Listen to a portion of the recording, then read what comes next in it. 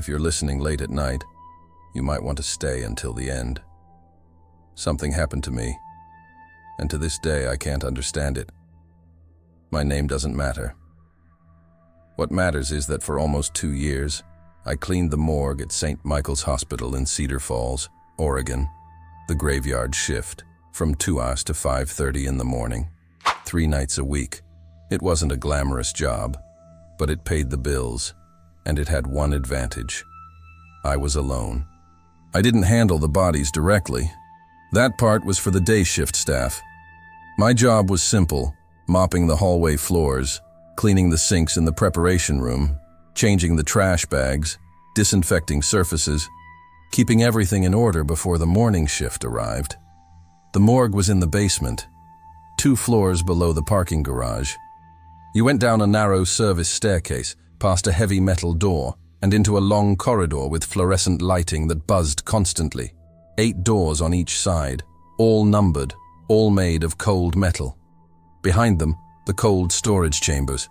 The rule was clear, and it was repeated to me 3 times in training. If a cold door were closed, I wouldn't open it. Never. For no reason. It wasn't my job. It wasn't my responsibility. If something needed to be checked, I would call my supervisor. Simple as that. I liked the silence down there.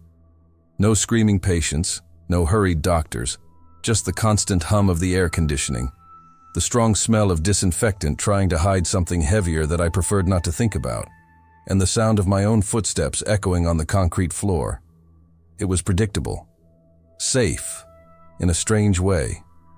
On the night everything changed, I arrived at my usual time, 5:02 in the morning.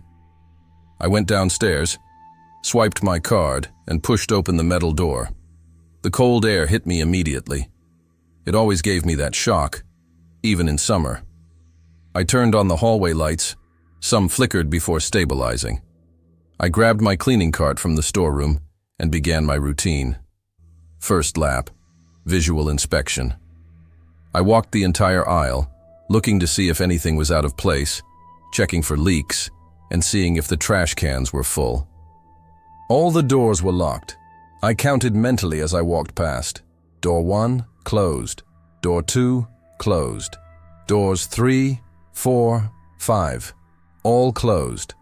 Door 7, on the left, right in the middle of the hallway, closed. I always paid attention to that. It was part of the routine.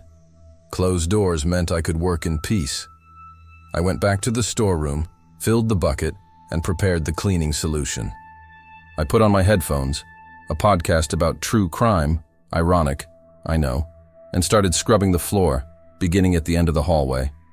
That's when I realized the light flickered. I looked up, and door 7 was open. I slowly took off my headphones. The podcast continued playing on its own in my pocket. Door 7 was open. Not wide open, just ajar. About 15, 20 centimeters, enough to see the dense darkness on the other side. I stood there, holding the mop, trying to process it. I had passed through that corridor less than 10 minutes ago. That door was locked. I was sure of it. I had looked directly at it.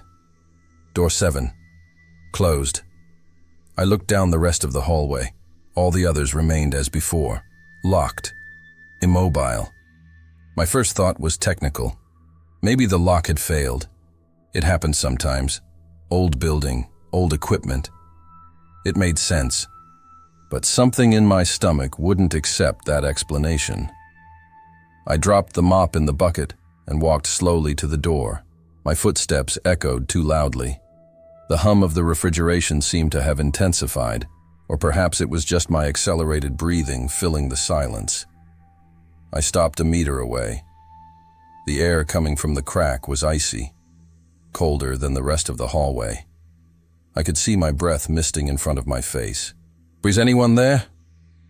My voice came out weak, almost ridiculous. Nothing. Just the buzzing. I took another step. I tilted my head, trying to see something through the opening. Total darkness. The light from the hallway didn't reach inside. That's when I heard a low sound, muffled, like fabric dragging on metal. or something damp sliding against a cold surface. My whole body froze. The sound stopped. I waited. 5 seconds. 10, 15. Silence. You're imagining things, I thought. Tiredness, bad sleep, silly paranoia. But my hands were shaking. I took a deep breath. I followed protocol. I wasn't supposed to open doors, so I wasn't going to, but I also wasn't going to leave it open all night. I needed to close it. I stretched out my arm. My fingers touched the metal of the door. It was damp, not wet from a leak, damp from condensation, or sweat. Sweat. I pushed the thought away. I pushed the door open slowly, beginning to close it. The heavy metal creaked softly.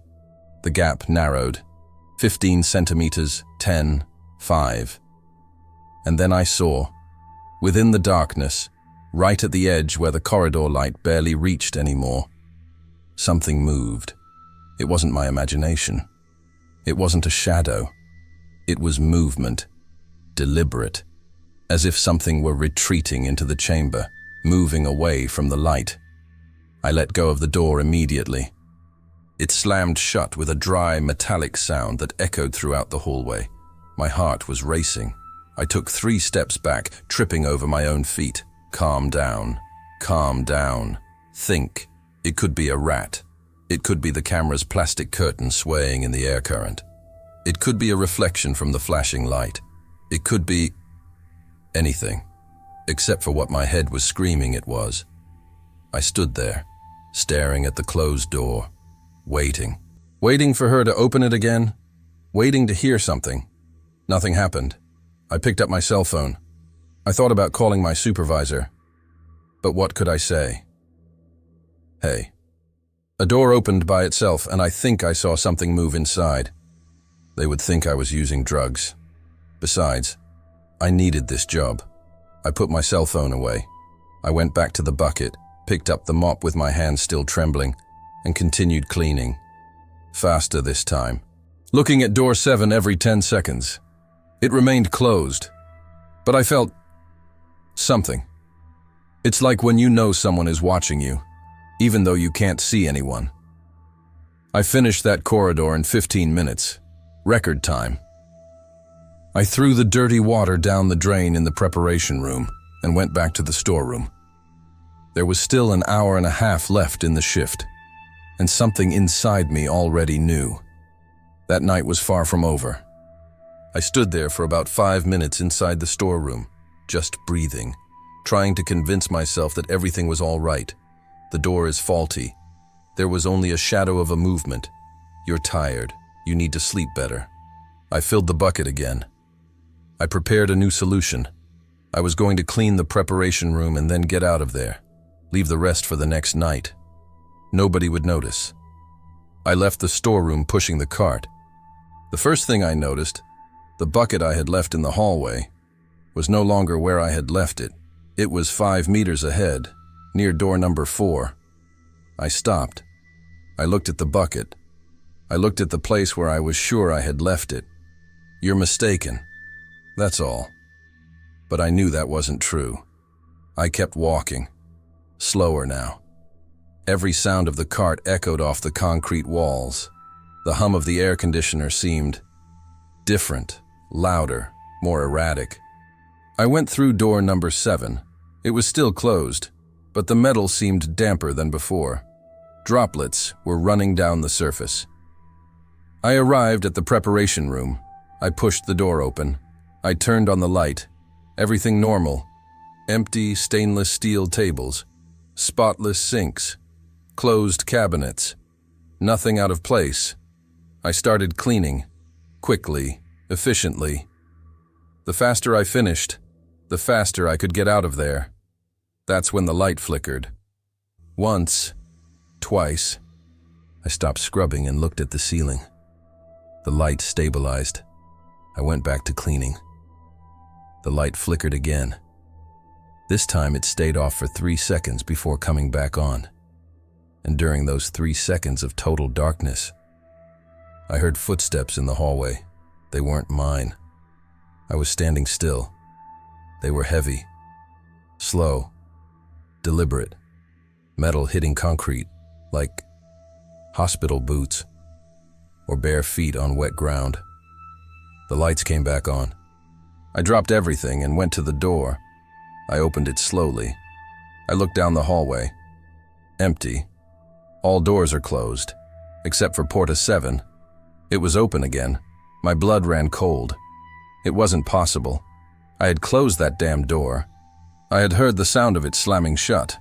I had seen it lock, and now it was open, more than before, almost half a meter wide, and there was something different.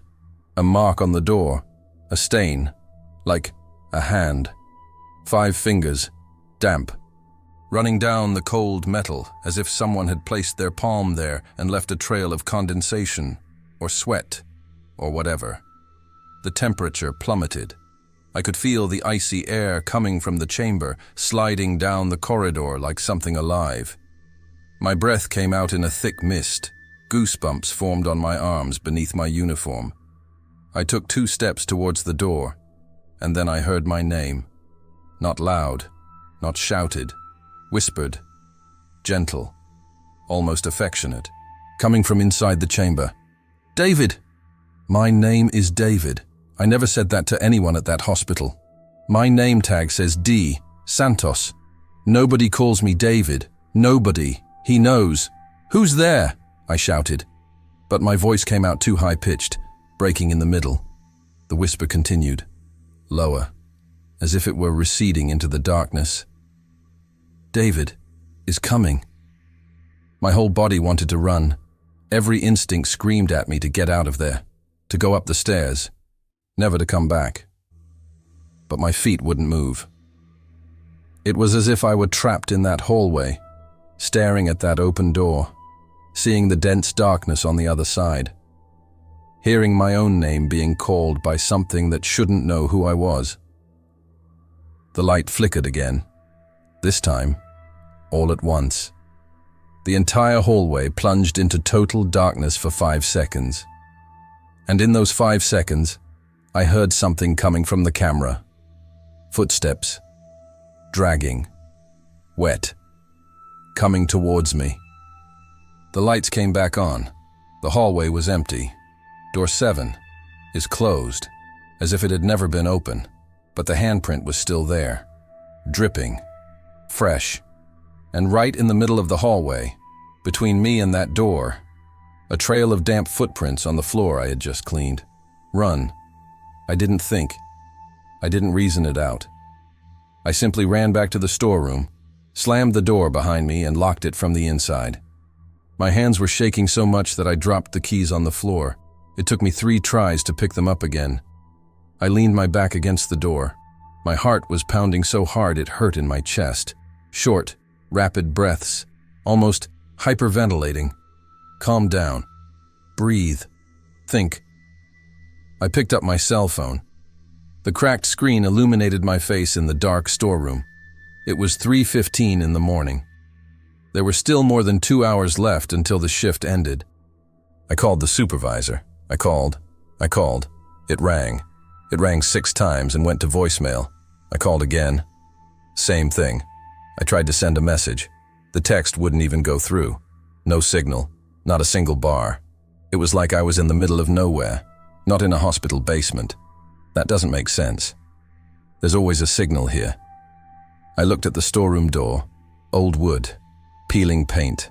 A flimsy lock that anyone could break open with a kick. Or anything. Thing. I stood there, motionless, listening. Silence. Not even the hum of the air conditioner could reach that small room. It was an absolute silence. Heavy. As if the entire world had ceased to exist on the other side of that door. Minutes passed. 5. 10. Nothing happened. Maybe it's over. Maybe you just need to wait here until 5:30. Someone will arrive. Morning shift. Nurses. Technicians. Living people. I took a deep breath. I tried to calm my heart. That's when the hallway outside changed. I can't explain it properly, but I felt it, like a pressure in the air, like when the temperature suddenly drops before a storm. And then I heard it. Steps, slow, steady, methodical, coming down the hallway, getting closer, metal dragging on concrete. No, it wasn't metal. It was more like dampness, like bare flesh hitting a cold floor. Step, break, step, break. Closer and closer to the warehouse. I pressed my ear against the door. I tried to hear better. The footsteps stopped, right in front of the door. Absolute silence. I was barely breathing. Every muscle in my body was tense, waiting. And then, a breath. On the other side of the door, heavy, wet, like someone with lungs full of fluid. That sound you hear in hospitals when someone is drowning in their own body. The doorknob began to turn, slowly, centimeter by centimeter. The lock held, for now. Her breathing became heavier, more agitated, irritated. The doorknob stopped turning. 3 knocks on the door, loud, methodical, tock, tock, tock. Then, silence. I didn't move. I didn't make a sound. I held my breath. I counted mentally. 10 seconds, 20, 30. Nothing. Did he leave? I turned my ear away from the door. And that's when I heard my name again, but not coming from the hallway, coming from inside the storeroom, behind me. David. I turned slowly, with my cell phone in hand, trying to illuminate the space. The storeroom was small, shelves with cleaning products, stacked boxes, a few uniforms hanging, nothing more. But deep down, between the shelves, where the light from the cell phone barely reached, there was someone standing. I couldn't see properly, just the silhouette, tall, motionless, too dark to be a shadow. Leaning against the wall, head slightly tilted, looking at me. My phone vibrated in my hand. The light flickered. The silhouette took a step forward. I was able to see better. It wasn't a person, not entirely. The shape was wrong. Impossible angles. Arms that were too long, fingers that didn't end properly. The face, if it even had a face, was just a dark blur where there should have been features. But the eyes, God, the eyes, 2 points of pale light, fixed on me. Without blinking, the thing opened something that looked like a mouth, and I whispered in my own voice, "You shouldn't have closed the door." I screamed. I threw my phone at her and ran to the door. I forcefully opened the lock. I ripped the door off. I ran out into the hallway. I didn't look back. I ran straight to the stairs. I climbed the steps 2 at a time. I bumped the door against the exit with my shoulder. She didn't open it. Locked. Impossible. That door doesn't lock from the inside. It's an emergency exit. I hit it again. I kicked. I yelled. "Nothing. I'll come." The hallway downstairs was dark. All the lights were off. But I could see something moving there, going up the stairs, slowly, coming to pick me up. I woke up to someone shaking my shoulder. "Hey, dude, are you okay?" I opened my eyes. Bright light, too bright. A face above me, blue uniform, name tag, Mike Torres, night supervisor. It took me a few seconds to process. I was lying on the floor, at the bottom of the stairs. My whole body ached. My hands were scratched. "David, can you hear me?" Mike knelt beside me, worried. "What happened? I found you unconscious here." I sat down slowly. My head was throbbing. My mouth was dry. I tasted blood on my tongue. What time is it?" "It's almost 6 in the morning. The day shift crew has already arrived. They came to get me when they saw you here, 6 in the morning. I looked down the hallway. All the lights were on. Normal. Clean. Empty. My voice came out hoarse. "Door 7. Mike frowned. "What's wrong with door number 7? "She kept opening it. All night long. And there was something inside." The words tumbled out. "And in the storeroom, I saw it. It wasn't human." Mike, I swear. I saw it. He raised his hand, interrupting me. Calm down. Breathe. His voice was gentle, but there was something about it, something that made me realize he wasn't surprised. Come with me. He helped me up. My legs were trembling. We walked to door number 7. It was sealed. No marks, no moisture. The metal was perfectly dry and clean. I saw handprints here, I insisted. Footprints on the ground, damp trails. David, Mike sighed. The security cameras didn't record anything from last night. Technical glitch.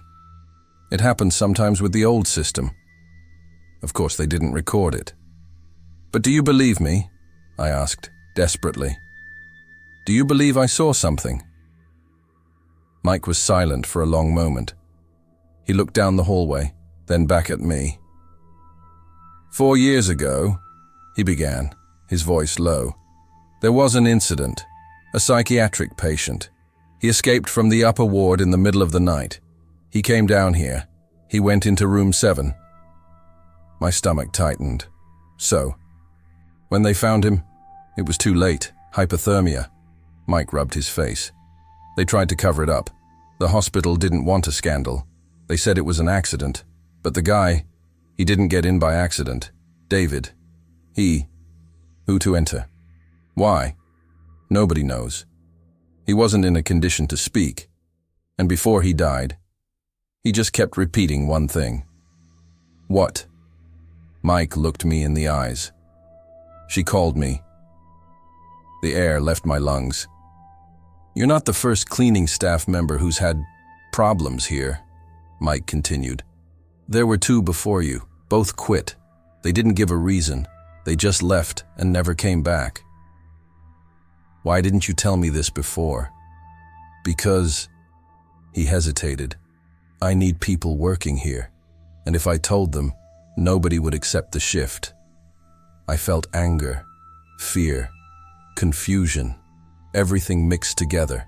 I'm not coming back here, I said firmly. Never again. Mike nodded. He was expecting it. I understand. I'll process your dismissal. You'll be paid for the hours worked. We walked to the exit. The emergency door, which had been locked, now opened normally. Of course it would open. I went up the stairs. Daylight streamed in from the front. People chatting in the upstairs hallways. Normal hospital sounds. Life going on. I looked back one last time. The morgue hallway was empty, but I felt it. Something down there was still watching me. 3 months later, I got a job at a commercial cleaning company. Offices, corporate buildings, no hospitals, no night shifts. I thought everything was fine. I thought I had left that behind. But there are nights, especially when it's cold, that I wake up sweating, with the feeling that there's someone in the room, in the dark, still, watching myself. And sometimes, very quietly, almost inaudible, I hear my name being whispered, in my own voice. I don't know if what I saw was real. I don't know if it was psychological. I don't know if it was exhaustion, loneliness, the accumulated fear of months working alone in a place like that. But I know one thing. Door 7 should not have been opened, and whatever was behind her, I think it's out. And he never came back. Yesterday I received a message from an unknown number. Just one photo, from the morgue corridor, taken at night, lights off, and right in the middle of the hallway, illuminated by the flash, at door 7. Open.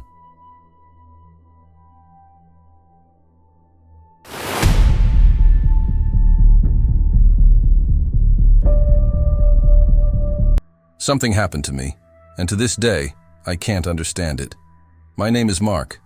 I've worked as a morgue assistant at the Portland, Oregon Medical Examiner's office for 8 years. I know it sounds strange to say this, but I've always felt comfortable there. Death has rules, protocols, predictability, unlike life, where everything can fall apart at any second. In the morgue, everything follows a pattern, or he followed.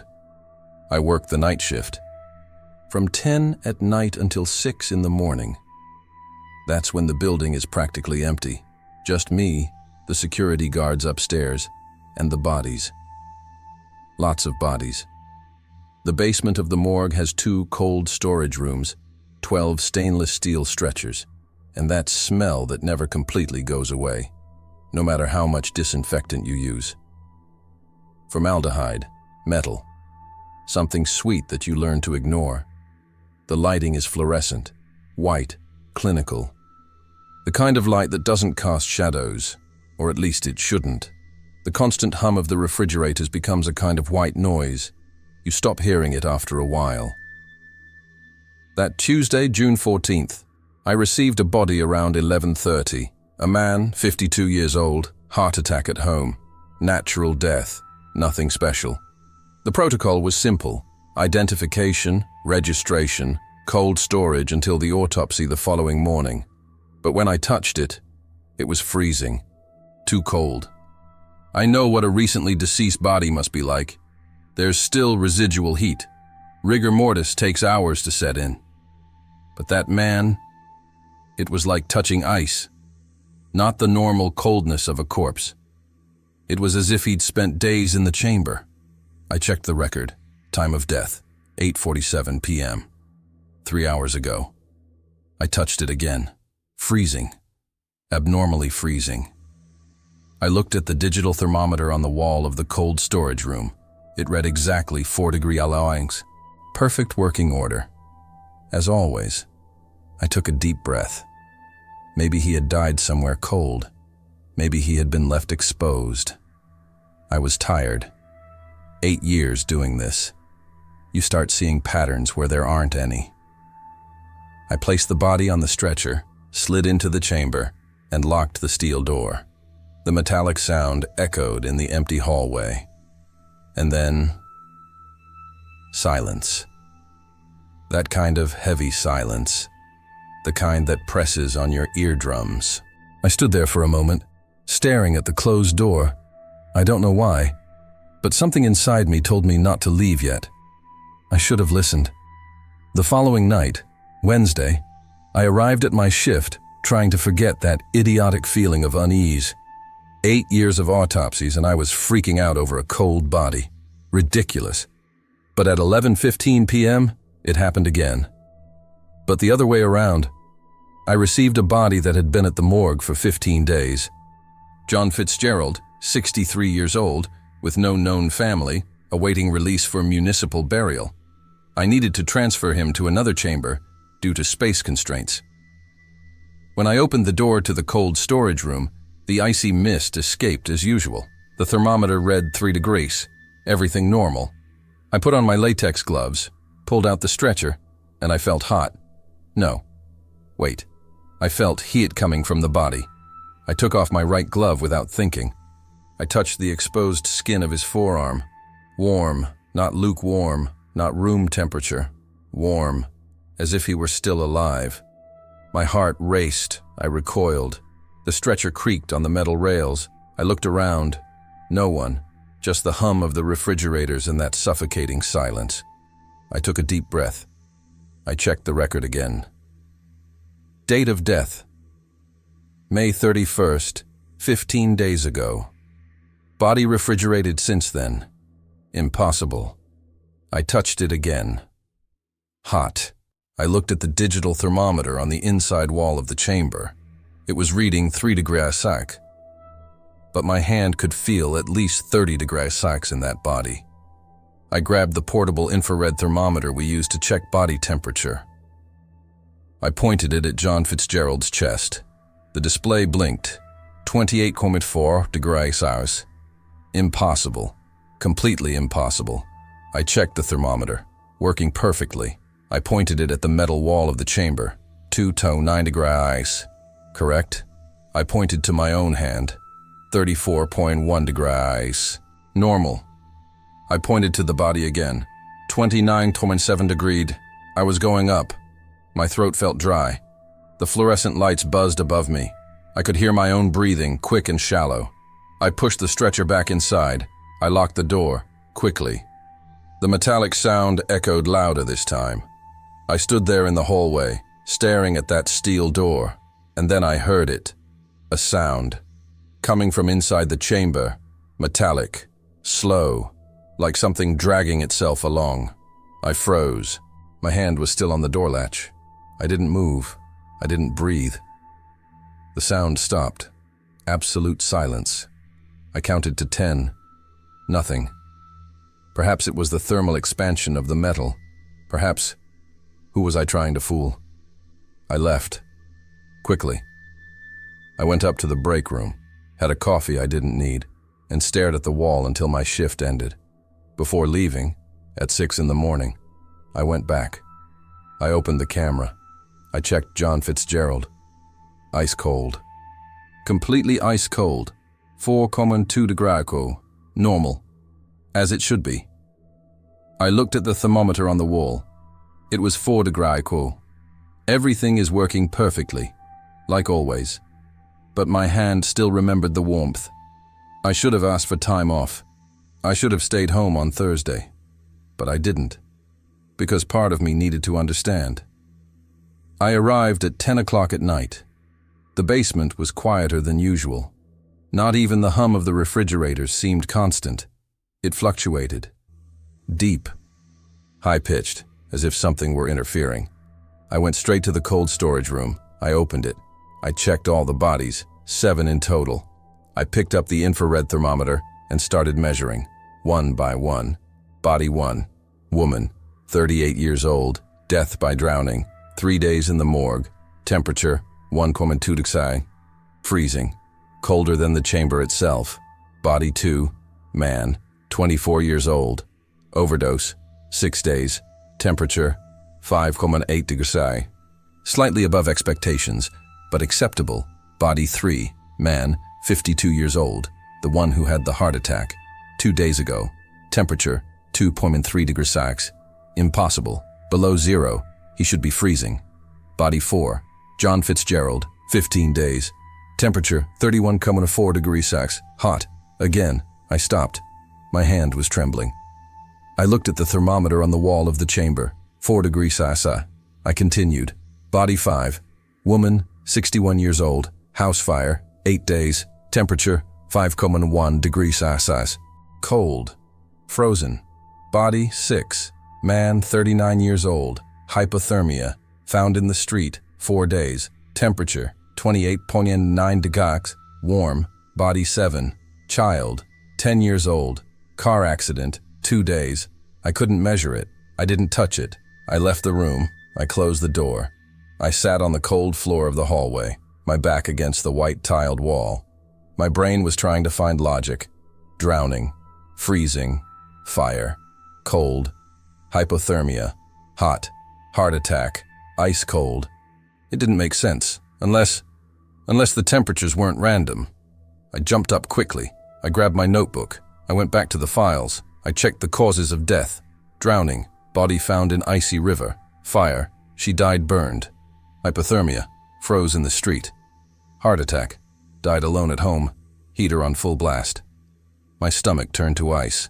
The bodies were retaining temperatures opposite to those of death. Those who died of cold were warm. Those who died from the heat were cold. I looked at the door of the chamber, and then the digital thermometer on the wall started to change. 4 degrees, 0 degrees, 12 degrees, 15 degrees, 40 degrees, 22 degrees, in seconds, fluctuating, impossible. The lights flickered. I felt something. Something is watching me. I turned slowly. Nothing. Just the empty hallway, the steel stretchers, the white walls. But the air was different, heavy, as if the pressure had changed. I took a deep breath. Here you go, my breath. Condensation, like being in a freezer. But I was in the hallway, outside the chamber, and the thermometer on the hallway wall read 18 degrees, hot enough so that it doesn't condense. I breathed again. The mist exited my mouth, guided, not the temperature, out of fear, because now I knew. It wasn't the camera that was malfunctioning. It was something else, something inside. Something was changing the rules. I should have left. I should have gone upstairs, spoken to the security guards, made up any excuse, and gotten out of there. But I didn't do that, because I needed to know. Friday, 12:15 a.m. The morgue was completely silent. Not even the hum of the refrigerators. Nothing. Just my breathing and the distant sound of a dripping tap somewhere. I stood in front of the cold storage room for a full 5 minutes, just staring at the steel door. The digital thermometer next to it read 3 degrees C normal. Stable, but I knew it was different inside. I opened the door slowly. The icy fog escaped as usual. I went inside. I closed the door behind me. 7 bodies, motionless on metal stretchers. The interior lighting was dim. Just one LED lamp on the ceiling. Everything covered by white sheets. I grabbed the infrared thermometer. I started measuring again. Body 1, drowning, 8,4 degrees. Corpo 2, overdose, 6,1 degrees. Body 3, heart attack, 15,2 degrees. Body 4, John Fitzgerald, 34.7 degrees. I stopped, 34,7 degrees, fever temperature, living temperature. I touched the sheet that covered John Fitzgerald. Heat, real heat, radiating. I lifted the sheet slowly. His face was pale, eyes closed, mouth slightly open, but his skin, the skin was flushed. As if blood were still circulating, I touched his neck with my fingertips. Warm, soft, and then I felt it. A pulse. No, no, no, no. I quickly pulled my hand away. I stepped back. My breathing quickened. The condensed mist was now rising in dense clouds. I looked at the thermometer on the inside wall. 18 degrees. Impossible. I was sweating and trembling. At the same time, hot and cold, simultaneous. I looked around. All the bodies were motionless. But something was wrong. Deeply wrong. The sheets, they were moving. Not with wind. There was no wind inside, but going up, going down, as if they were breathing. My heart was pounding so hard it hurt in my chest. I wanted to get out. I wanted to run, but my feet wouldn't move. And then I heard it, a sound, low, wet, like lungs filling with air, coming from all sides. 7 bodies, 7 breaths.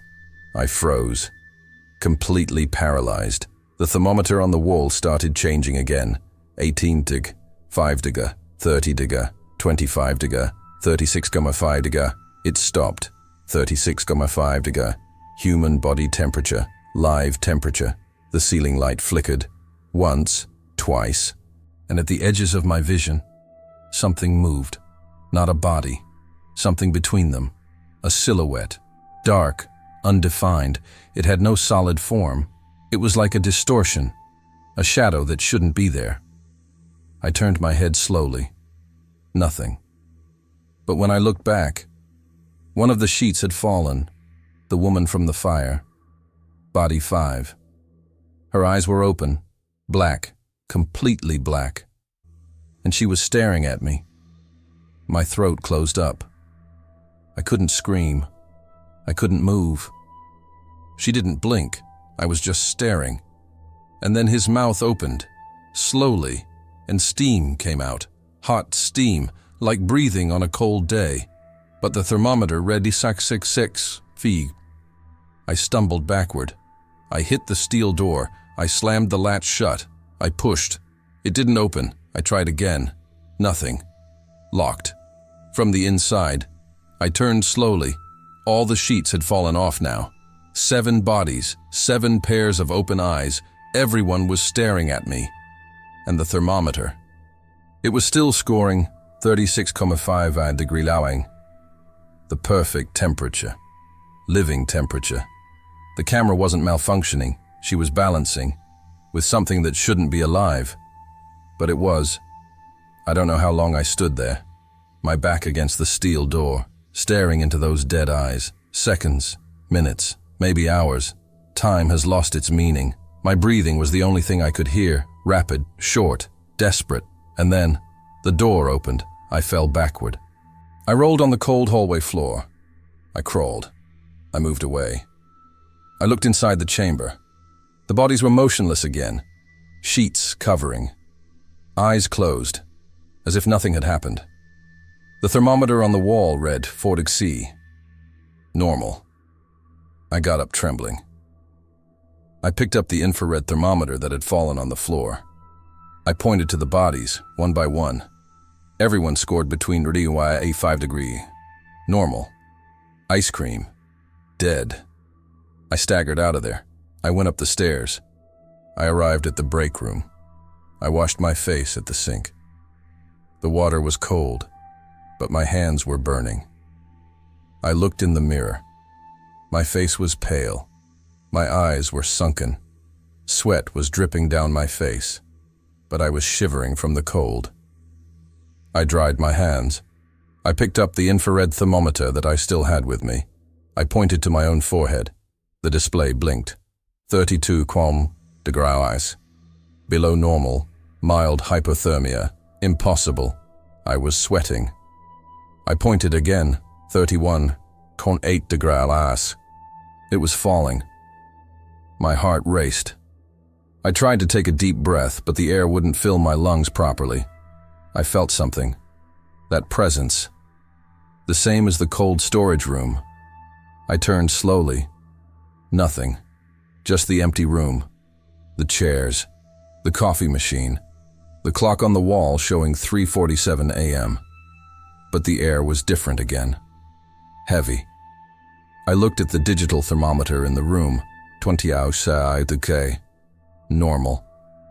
But I could see my own breathing. The condensed mist coming out of the mouth. It's like being in a freezer. I stepped back to the wall. I leaned against it. And then I understood. All.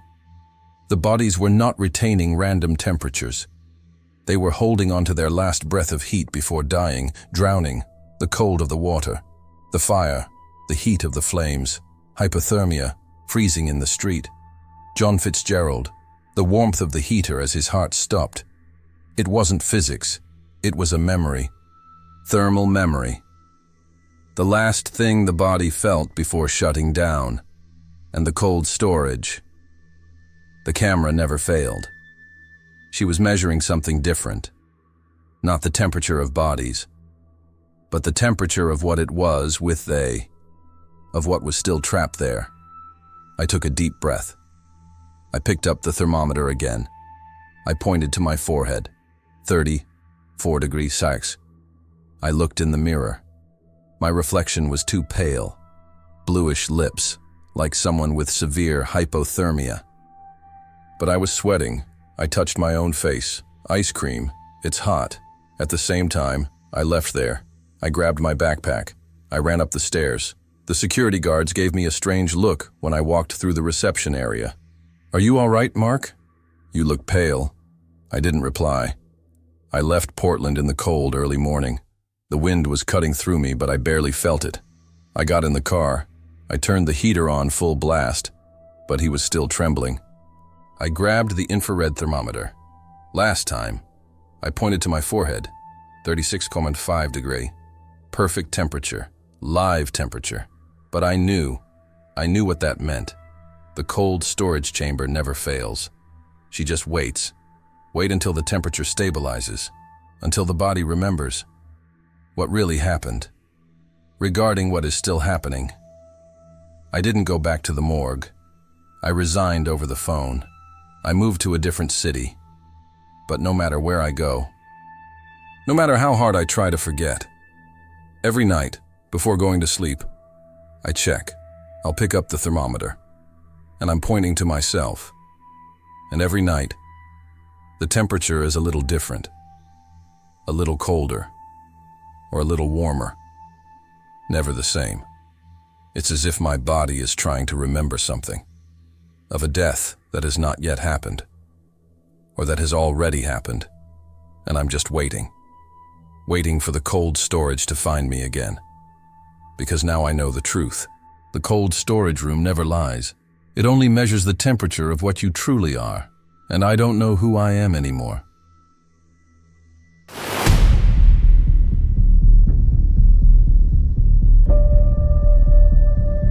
Something happened to me, and to this day I can't understand it. My name is Mark. I'm 43 years old, divorced for 6 months, and I work as a night watchman at St. Mary's Hospital in a small town in rural Ohio.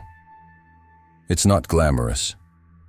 It doesn't pay well, but after Karen took the house and half of what I had, any job that pays the bills will do. The night shift pays a little more.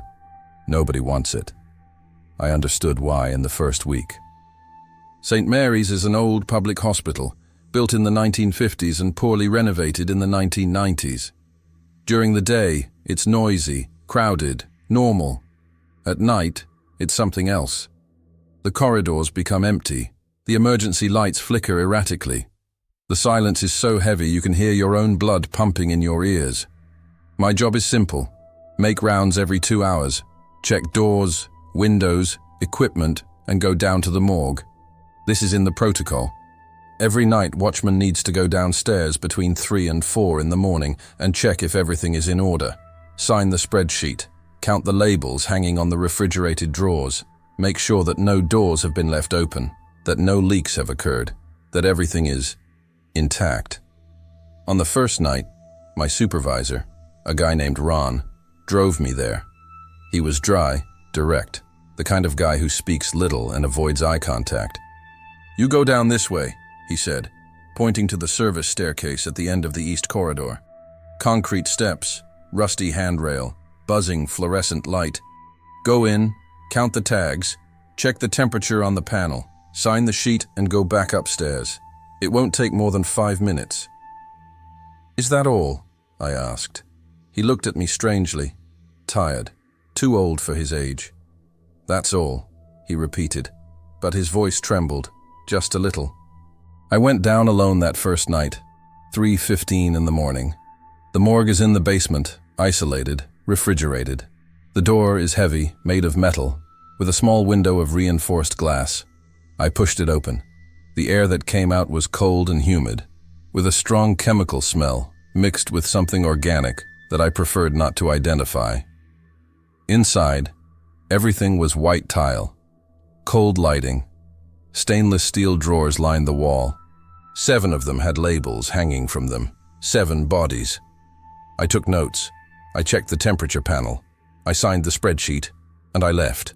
But as I climbed back up the stairs, I felt something, a strange pressure in my chest, as if I'd forgotten to breathe down there, as if the air down there wasn't enough. I shook my head, tired, that's all. At least, that's what I wanted to believe. The second night was quiet, at least at the beginning. I did my usual rounds. First floor, second floor, west wing. Everything empty, everything silent. The hospital at night has its own rhythm. You start to notice the sounds, the constant hum of the central air conditioning, the distant beep of some heart monitor, the creaking of stretchers being pushed far away in the emergency room. It's 3:10 in the morning, time to go downstairs. I grabbed the flashlight, even though I knew the lights in the morgue were working. I don't know why. Maybe because the service stairs always seem darker than they should be. Maybe because I wanted to have some control over the light. I descended slowly. Each step echoed. The metal door was closed, as always. I pushed it open. The icy air hit me again, stronger this time. I went inside. 7 drawers, 7 labels. At least that's what I expected. But when I counted, there were 9. I stopped. I blinked. I counted again. 9 labels hung there, swaying slightly, as if someone had just touched them. My stomach clenched. I picked up the clipboard with the official list of registered bodies. I ran my finger over the names. 7 entries. Only 7. I looked at the drawers again. 9 labels. Clear. Visible. Real. I wasn't crazy. I approached slowly. The 2 extra labels were in the corner drawers, the last ones in the row. I picked one up between my fingers. The paper was cold, damp, as if it had been written on recently, but there was no name, just a number, 10174. The other label, well, 221. No dates, no names, just numbers. I felt my breathing quicken. The cold began to creep up my spine, sending shivers down my neck. I looked around. Nothing was moving. The fluorescent lights hummed softly. The temperature display read 4 degrees, as usual. But something was wrong. I tried to rationalize it. Maybe it was internal code. Maybe the day's staff had forgotten to update the record. Maybe it was an administrative error. Hospitals are chaotic. People die. Bodies arrive. Paperwork gets lost. Yes, it had to be this way. I wrote down 9 labels on the spreadsheet, signed quickly, and left. But as I pulled the metal door closed, I looked back one last time. The labels were dangling. All of them, even without wind. I climbed the stairs faster than I should have. My heart was pounding. I was sweating, despite the cold. When I reached the hallway, I stopped, rested my hands on my knees, and took a deep breath. Just tiredness, I murmured to myself. Just a mistake. But deep down, I knew something was wrong in that morgue, and I was going to have to go down there again. Tomorrow, on the 3rd night, I counted 8 labels.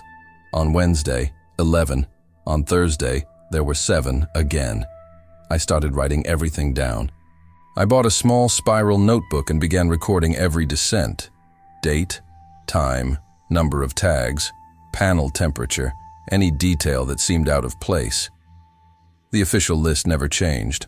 Always 7 bodies, sometimes 6, once 9. But the numbers I saw on the labels, those fluctuated. They went up, they went down. They appeared and disappeared, and the extra tags never had names. Just numbers. I was trying to find a pattern. Maybe it was dates. Maybe protocol codes. I tried searching on Google, numbers on morgue tags, Ohio hospital codes, body identification system. Nothing matched. On Friday night, I decided to ask. I arrived half an hour early and looked for the afternoon shift technician at the morgue, a thin, pale guy with gray hair named Eddie. He was leaving when I approached him in the parking lot. "Hey, Eddie, can I ask you a question?" He stopped, looked at me with that tired expression of someone who has worked with death for too long. "About what?" "The labels are down there, on the bodies. Do you use some kind of numbering system? Like internal codes?" His face changed, just a little, but I noticed. "Why do you want to know?" "Just curious. Sometimes I see numbers that don't match the official list." Eddie looked away. He adjusted his backpack on his shoulder. "Ned, are you doing your rounds properly, Mark? Try, then keep doing it, and stop staring." He got in the car and drove away. I stood there, confused. Stop staring so much. What on earth did that mean? That night, I went down to the morgue at 3:20. My hand trembled as I pushed the door open. 10 labels. The cold was more intense. My breath condensed into thick clouds in front of my face. Even with the air conditioning on high, I felt the dampness clinging to my skin and clothes. I approached the drawers. The labels were swaying again, slightly, always slightly. I grabbed one of the extras. 11-102.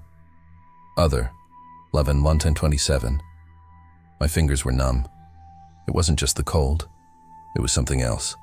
A strange sensation, as if the air around me was denser. And then I heard it. A creaking sound. Low, metallic. It came from one of the drawers. I froze. My eyes fixed on the 3rd drawer from the left. The label said, Tone 221, the same number I had seen days ago. The creaking sound came again, as if something inside had moved. My heart raced. I took a step back. The flashlight trembled in my hand. "No," I whispered. "No, no, no." Another creak, louder. The drawer moved, just an inch, but it moved. I turned around and ran. I stumbled up the stairs, gripping the handrail, breathless. When I reached the hallway, I locked the stairwell door behind me and leaned against it, sweating profusely and trembling. I stayed there for 10 minutes, just breathing, and trying not to think about what she had heard. I missed work on the 7th night. I called in sick. It wasn't a lie. I really wasn't feeling well. I spent the whole day at home, lying on the sofa in my cramped apartment, trying to sleep. But every time I closed my eyes, I saw those labels rattling. I heard the metallic squeak. I felt the cold running down my spine. Karen called. Something about the pension. I hung up on her. I tried to convince myself it was just stress. Divorce, new job, loneliness. The mind plays tricks on you. Everyone knows that. I was just tired, that's all. But deep down, I knew I was going to have to go back. I needed the job. I needed the money. On the 8th night, I returned. Ron, my supervisor, didn't even ask where I'd been. He just nodded when I walked through the gate. I grabbed my keys, flashlight, and clipboard, 3 a.m. The hospital was quieter than ever. Not even the beeping of the monitors, not even distant footsteps, only the hum of the lights, and my breathing. I went down the stairs slowly, very slowly. Each step seemed heavier than the last. The morgue door was ajar. I always closed, always. And so did the team that day. I pushed carefully. The metal creaked. The icy air escaped like a sigh. 12 labels. Doze. My throat went dry. I went inside. The fluorescent light flickered twice before stabilizing. I picked up the clipboard. My hands trembled. I counted again. Doze. I approached the extra labels. None of them were nameless. Just numbers. Tento 174, Tento 221, 11102, 11127, and new ones. 11203, 11215. I picked one up. The paper was wet. Not from moisture, from something more viscous. Dark. I dropped the tag. I wiped my hand on my pants. I looked around. That's when I realized the numbers were dates. 10:01:74, January 10th, 1974. 11:102, January 11th, 2002. 11:203, February 11th, 2003. Dates, all dates. But dates for what? My brain froze trying to process it, and then I felt it. Someone was behind me. Not a sound, not a movement, just the absolute certainty that I was not alone. The air changed. It became heavier, colder. I felt something brush against the back of my neck. Light, like fingers. I turned slowly. Nothing. But the temperature had dropped. My breath came out in thick clouds. The light flickered again, and one of the drawers began to open. Alone. Slowly, inch by inch. The metallic sound echoed through the room. My eyes were glued to her. The label said, 2-5. The drawer stopped, half open. I couldn't move. My feet were pinned to the ground. My heart was pounding so hard it hurt. Something inside the drawer moved. I saw it. Clear as day. A shape. A shadow. Something that shouldn't have been there. And then I heard the voice. Hoarse. Whispered. Coming from nowhere and everywhere at the same time. Mark. My name. Run. I tripped over a stretcher. I fell to my knees. I crawled back to my feet. The flashlight fell and rolled across the floor. I didn't look back. I couldn't. I ran up the stairs screaming, my hands pounding on the steps, tearing my skin. I reached the hallway and collapsed to the floor, trembling, crying, unable to breathe. Ron showed up a few minutes later. He looked down at me, expressionless. "First time?" he asked. I couldn't answer. I was off work for a week. Medical leave. Anxiety, they said. Panic attack. I spent my days locked up at home, drinking more than I should, watching TV without paying attention. Every time I dozed off, I woke up sweating, with the sensation of cold fingers on the back of my neck. But the money ran out. The bills arrived, and Ron called. "Are you coming back, or do I need to hire someone else?" I should have said no. I should have hung up, looked for any other job, anything. But I said yes. On my first night back, I arrived early. Ron was in the break room, drinking reheated coffee. There was another man with him, older, about 60, white hair, deep, dark circles under his eyes. "Mark, this is Terry. He worked here for 3 months. He's leaving today." Terry looked at me with the same weariness I saw in the mirror every day. "3 months?" I asked. "Why so little?" Ron got up and left without saying anything. We were left alone. Terry sighed. He stirred the coffee he wasn't going to drink. "You've already gone down there, right?" My stomach tightened. "In the morgue." He nodded. "And you saw?" It wasn't a question. "What is this?" My voice came out trembling. The numbers, the labels, the drawers that move. "Nobody knows," Terry said. "And nobody wants to know. People have tried to investigate. Priests, psychics, experts. Nothing changes. It keeps happening." "But what are those numbers?" Terry stared at me. His eyes were empty. "Birthdays," he said softly. "Dates of birth. Feel your blood run cold. From who? From whoever goes down there." Silence. "Everyone who works this shift eventually sees a name tag with their birth date on it. And when that happens..." He paused. He swallowed hard. "It's best to leave." "What happens if we don't go out?" Terry stood up. He picked up his backpack. "I don't know, and I don't want to find out. Good luck, Mark." He left. I never saw him again. 3:15 in the morning. The stairs, the door, the cold. I entered the morgue with trembling legs. I counted the tags. 11. I walked through each one, slowly, trembling. And then I saw 03281983, my date of birth, March 28th, 1983. The label was in the last drawer. Wagging. Waiting. My whole body froze. I couldn't breathe. I couldn't think.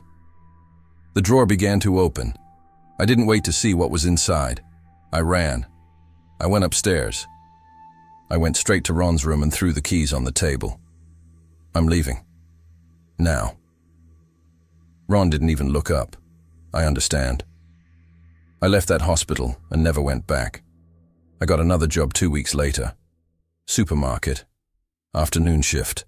Lower pay. But I don't mind, because every time I see a basement, a service staircase, or a metal door, I feel the cold, and I know that something down there still has my tag on it. That night, I understood why nobody stays in this job for very long. If you work the night shift, tell me where. And if you've ever been through something similar, you already know what to do.